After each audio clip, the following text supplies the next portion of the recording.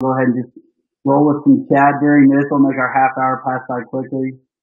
And then if we get done early, I'm going to try to get done early so we can read questions or answer some of the questions in the chat as well towards the end. So, just wave introduction. My name is Jared Reschke. I run emerging enterprise sales for Zant. We're a sales engagement platform, and really excited to be here today.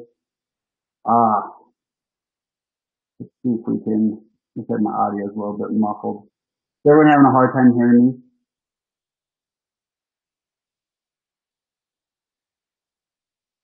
Yes,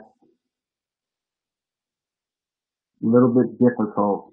Let me see if I can get my headphones on.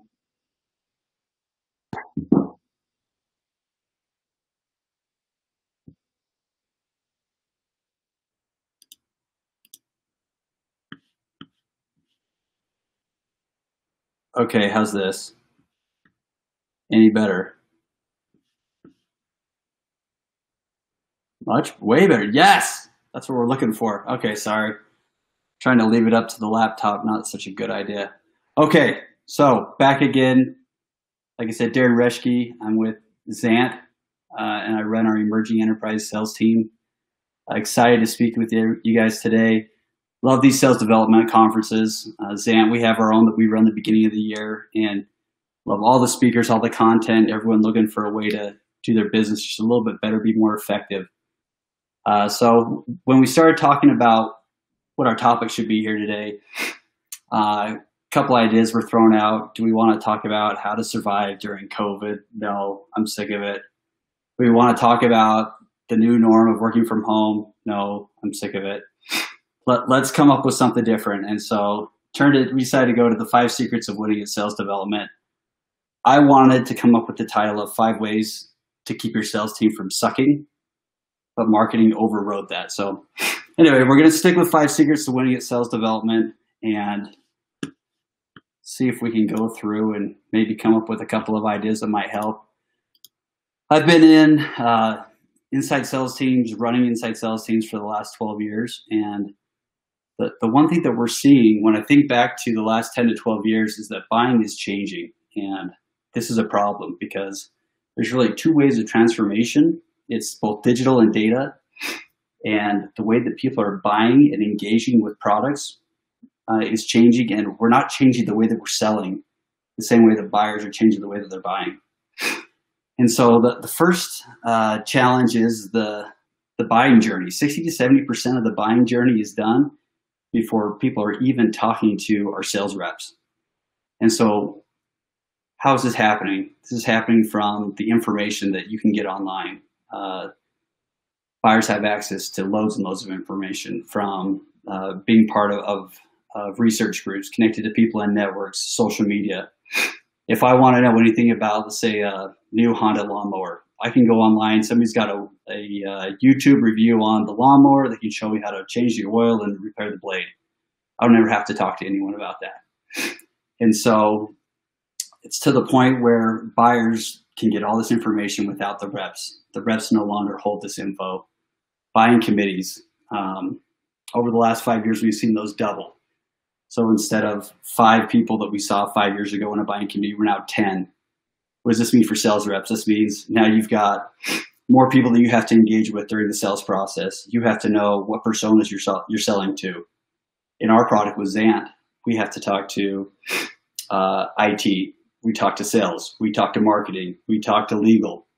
All these different people that are involved in our sales process makes it difficult. We have to know what we're talking about. And then ultimately, because of this, there's been a power shift between the seller who had all the power. We used to hold all the information. If you want info, you had to set up time to talk to me as a sales rep. So now it's the buyer. The buyer comes, they already have all the information. And you know, when you look at an organization, what are they doing to empower our sales reps to adjust to this? The first change that you'll see in here is that companies try to throw technology on top of their reps. First piece of technology that I ever saw as a sales leader was CRM. Okay, Darren, you've got a 15% higher number this year. Here's Salesforce. That's going to make a difference for your team. Well, what do we know about CRM? Reps don't like to go in and journal. They don't want to do all these admin activities. They just want to sell. They want to talk to people. So low adoption on CRM, and the autonomy is just not what you want. Then we go to the other side where they've over-rotated and we have over-automation.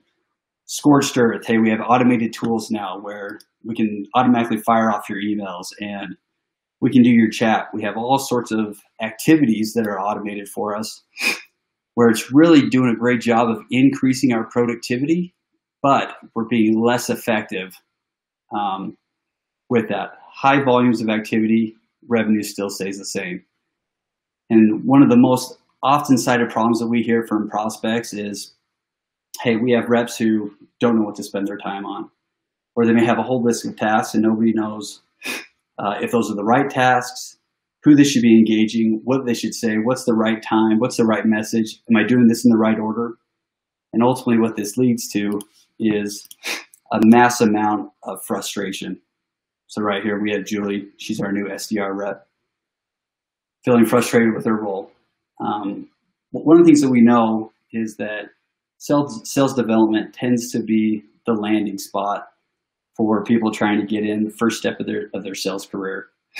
And a lot of times we'll see people who just graduated from college, they want to try it out, it's boot camp. These people, they don't lack intelligence, they just graduated college, they don't lack work ethic, they're trying really hard. What they do lack is they don't know my business, they don't know our process. And we're asking them just to jump in and figure it out. And so what we run into is, number one, fear. Julie, her first thing is, well, what if I get somebody on the phone and they ask me a question I don't know the answer to? Number two, what if I don't get the appointments that I'm supposed to set? Am I providing value to the company? Number three, I'm distracted. I feel like if I had that perfect email or that perfect sales cadence, then I can just go ahead and I'll be successful. And what the results are is, one, now Julie's spending only 35% of her time in sales activities. I talked to a sales leader last week where he told me that he thought on average his team was spending between 4 to 6 hours a day just building out sales cadences and kicking them off, not even having conversations. Now, and this is not just an SDR problem. This is an AE problem too. I see it all the time where I'll be in a one-on-one and my rep is asking me for feedback on the cadence he just built. I don't want to talk about that. I want to talk about deals in your pipeline. I want to talk about how you're building pipeline. And so this is a massive challenge here. The other thing I want to call out is that once that perfect cadence is built, once those reps do have the right messaging that they've been slaving over, how do they know who to send it to? They kick it over to possibly the wrong contact or the wrong lead. 297% of their activities are spent on the wrong people to sell to. We're asking our rookie sales reps to make decisions that they just don't know if it's the right judgment call or not. And so this leads to what we call as random access selling, where there's no real process. They're trying to swim. They're trying to just grasp at anything that's working, and they ultimately fail. Now, this isn't just a sales rep issue. This also leads to a leadership issue. Because now, with the change of the way that our buyers are buying, now we've got leaders that are scrambling to try to figure out, okay, why am I missing my number? Who's working? What's working? I'm lacking the visibility into my team. Is there a process that I've got in place? More and more, we see these random acts of selling to where SDRs and AEs are really dictating how the company is running their process, not the leadership pushing it down to the rep. This is how you build the process. And so with that, that's where we went to and said, okay, 5 secrets to winning in sales development, and actually sales overall when I think about it. And it's nothing secret. It's not some new strategy that I came up with. This is back to the basics. This is what I've been doing since I started as an SDR 12 years ago. I had a fantastic sales leader who sat me down and said, okay, Darren, here's number 1. Here's what you do. Number 2, number 3, number 4. So my number 1 tip, coaching and training. Again, this should not be a surprise. I am a huge fan of coaching and training. Traditionally, if we look at this, we hire Julie, the SDR rep. We throw her into onboarding. Onboarding is taken over by your sales enablement team. They'll go through and they'll PowerPoint Julie to death, walking her through who the company is, what are the different departments, here's legal, here's sales enablement, here's how you get a contract out. She's flooded, totally overwhelmed with what she's doing. We'll cover some of these topics here: value prop, what's the product, how do you do some basic discovery. At the end of the week, we'll give her her first pitch deck, have her certify, she certifies, boom, go sit down and start making some sales. And then you're done. Maybe Julie will see training once a month. I'm backing that off. I'm saying, no, let's do this. You'll see up here daily. I'm a huge believer in daily training. I hear all the time, that's way too much. That's way too much. You're crazy. Why would you train people that much? You have to. Until Kobe Bryant decided that he was going to stop shooting free throws, I was going to keep on training my sales team every single day. It's just the basics. And so a couple of things that I'll call out about training that are key to the success is I like to train on one of these topics every day. So maybe Monday we'll do value prop training. Tuesday we'll bring in the product team from our company, have them train our reps on what's the new product they built, what are the new features, what's the problem that it solves, how should you approach your prospects about that. That one's actually a really great strategy, and I'd recommend it. Bring in other departments from your company and have them train your sales teams, your SDR teams. They're going to help them to speed up their onboarding and their ramp time and make sure that they're really communicating back and forth. Not only is product teaching our sales teams why they built the product they built and how to sell it, but then our sales teams now are looping back to product and saying, hey, we just heard this from a customer or from a prospect. This is working well, this is not working well, and now product is taking that into account. And that feedback loop is just naturally happening because of the training. Number 4 on here, discovery. If you trained on discovery every single day, it still wouldn't be enough. In my opinion, discovery is the #1 overlooked, not focused on enough aspect of salesmanship. We're really good at qualifying. So for example, I'll have an SDR call me, Darren, I've got a great appointment set up. Our product has to work with CRM, so we need like Salesforce or Dynamics to work. And so naturally they're qualifying leads that have Salesforce or Dynamics. They'll say, okay, Darren, I've got Nick. He runs a SDR team of 12 people. They're on Salesforce. They're evaluating products right now, and you have a call tomorrow. Okay, what did you tell me? Any challenges they're trying to solve for? Why are they evaluating products? Can you give me that next level information? I think a lot of times our new reps are worried that if they ask just that one extra question that might give us a problem that needs to be solved, they may disqualify their sales qualified opportunity or appointment held. And so teaching reps constant, proper discovery, asking impact questions, help them feel more confident with what they're talking about. Prospecting is a great training. In our department, I typically like to have our SDR group teach our AE group how to prospect. SDR groups are really creative. They're great. They'll use the Vidyard. Here's how you prospect with Vidyard. Here's how you use LinkedIn Sales Navigator to prospect. Here's how you do an ABM campaign. Works really well. So they train us, we train them. 6, competition. Now, knowing your competition is key. And it's more than just knowing what they're bad at. I think we do a great job at throwing darts at the competition. Here's where they're weak. They're weak here, here, and here, and we're way better than they are, so you should buy from us. You got to go beyond that. So competition in terms of, hey, this is where they're really strong. Here's our point of view. Here's how we're different. And be able to talk to it early and often in a conversation. From an SDR group all the way to an AE group is super key. Make sure they can tell you back. Do some sort of certification and talk about it constantly. What's the competition doing today? How are we staying on top of that? Especially where the buyer is already 70% through the buying journey. They already know who your competition is. Even today in our sales training, we were talking about some prospects we were talking to, and all they asked about was, okay, we're looking at these 2 other competitors. How are you different? That's all they wanted to know. They didn't care functionality or how the tool looked. They wanted to know how we were different. So you got to talk to that. Number 7, salesmanship. I don't care what role you're in a company, you're always going to use sales. And so being able to have great salesmanship, and what that means is communicate value back to your prospect, how they can gain value, how they can be more effective with their job, save time, save money.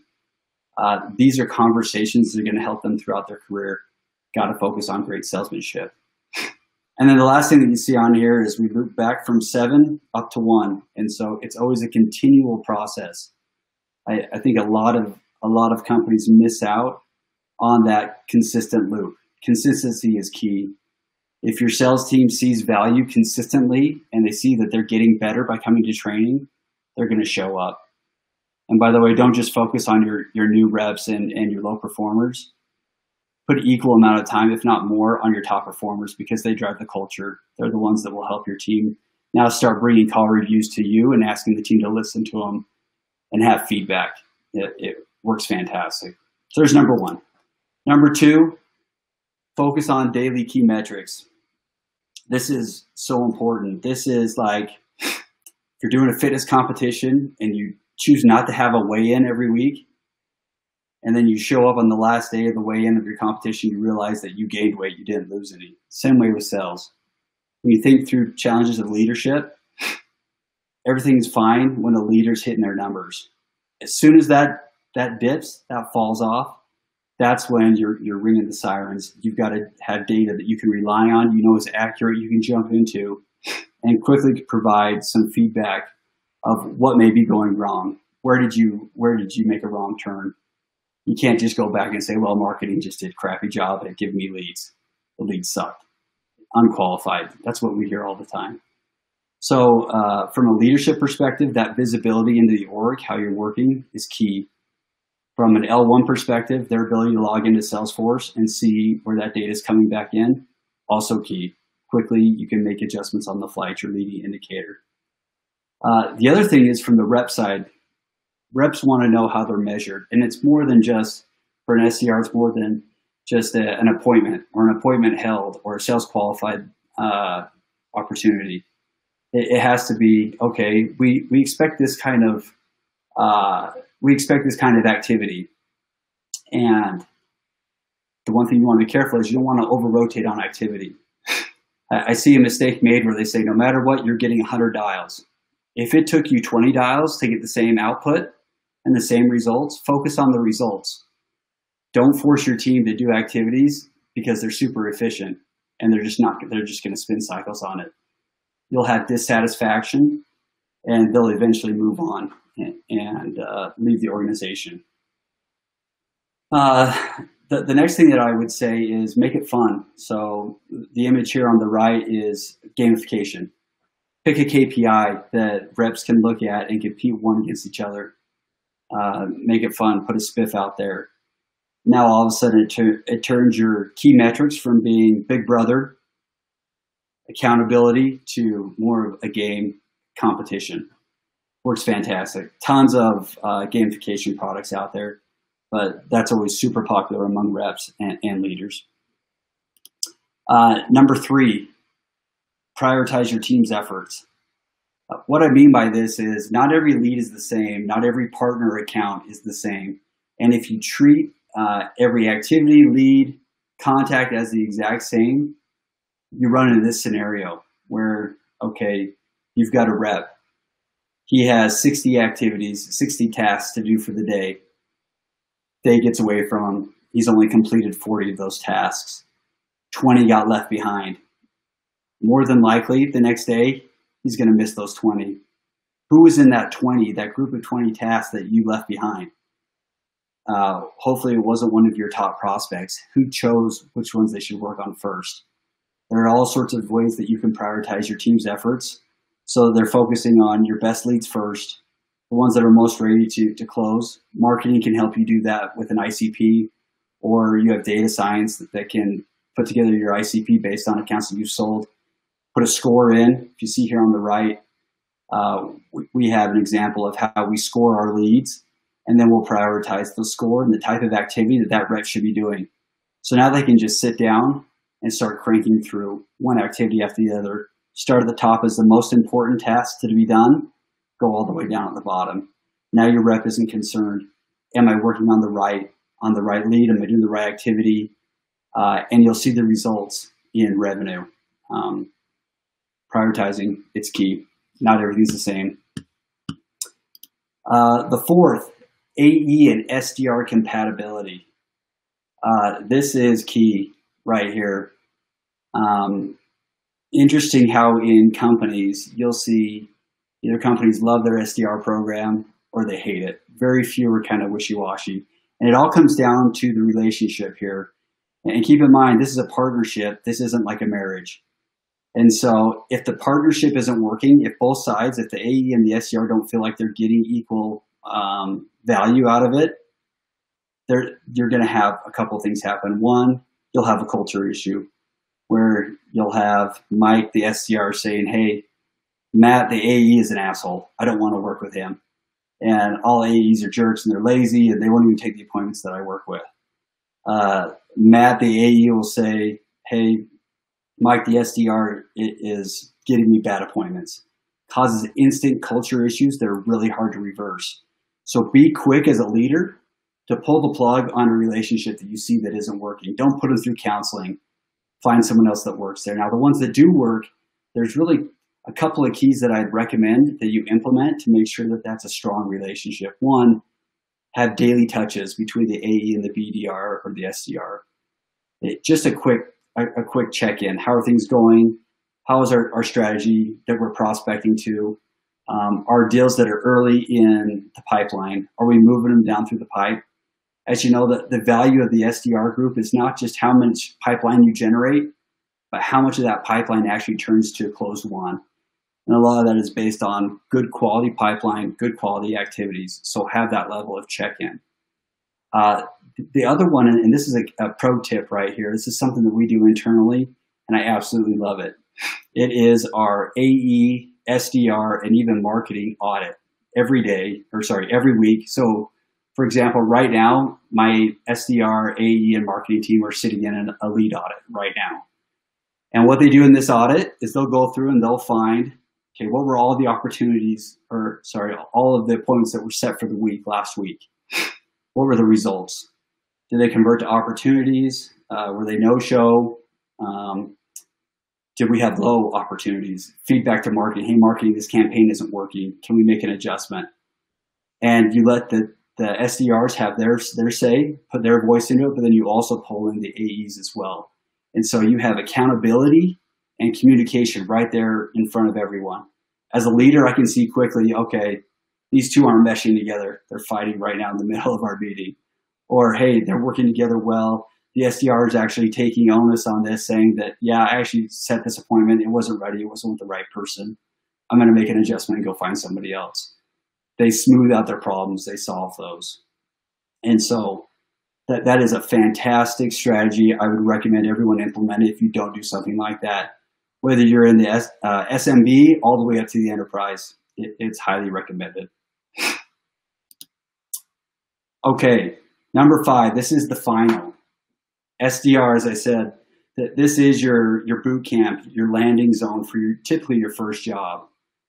And so because of that, you kind of treat this like starting college and trying to figure out what your major is. It's a fantastic opportunity to learn the business. Where do you work? What's your product? What is typical business process? What does marketing do? How do they interact with our customers? What does the product do? How does that interact? So they touch every part of the business, it feels like. But then also, more importantly, they get more repetitions with our customers. Almost more than what you would see with customer service or CXM. And it allows them to have fantastic interactions and really know what the challenges are that our customer solves. And what these SDRs are going to be asking for is a couple of things. Number one, help me decide what I want to do with my career. These 4 sections right here are typically what I see in our own business. So we see SDRs move on to marketing. We'll see AEs that come from SDR. We'll see SDRs go into CXM, into SDR leadership. So find them a path. You know, help them understand what are the 5 competencies that I need to prove in order to be able to move up in my career path. How do I know how long this is going to take? So expectations. Also, more importantly, how do I know when it's not working? How can I cut bait and do something different? I've seen a ton of individuals waste time in a dead-end career that they're not passionate about. A massive waste. As a leader, help them figure out where they should be going, be that mentor, and create a pathway for them. In our own company, here's an example of 4 people that I've worked with at Zant that started in our SDR program and had great success moving into different departments. My top AE right now, he's right here, account executive. He's hit President's Club twice. And he's not just barely making it, he's absolutely crushing it. And that's because he was one of these reps that knew he wanted to be an AE someday. And when his AE didn't show up to a demo because he was a jerk, James said, screw that. I'm going to take the demo. I'm not going to let this fail. And so he had a fantastic leader who helped him get to where he is today. And, we should expect to help our reps get to where they need to go. Anyway, fantastic opportunity. Make sure there's a pathway. They're going to be motivated more than just money. It's not about money. It's about career. It's about satisfaction. So our time is flying by. Quick recap on my 5 secrets to winning at SDRing, not sucking at sales. Number 1, daily coaching training. If you think it's too much, try it. Try it for a month. And like I said, focus on your top performers because they'll grab the rest of the group along for the ride. They'll get better. They'll sharpen their skills every single day. Number 2, focus on the daily key metrics. Know what you're looking for. At a quick glance on your dashboard, make sure that you can identify when something's out of the ordinary so you can hurry and track that down on the front end instead of after it's already affected your revenue. 3, prioritize those tasks. Don't leave it up to your brand new SDR to figure out what they should be doing with their time. Make it super easy. There's way too many technology pieces that can help them do that. Figure it out. 4, AESDR compatibility. Be quick to pull that pitcher. If they're throwing balls, get a guy in there that's throwing strikes. Find that compatibility that's going to help grow, double your pipe. If it's not doubling your pipe, that job's going to get cut. So be quick to make that adjustment. Make sure you have that weekly feedback of the AE and the SDR orgs. And then 5, clearly define those career paths. Make sure that your reps know what it's going to take for them to get from here to there, and then constantly measure. Is this working? Is this still what you want to do? Could be like me, I changed my major like 4 times.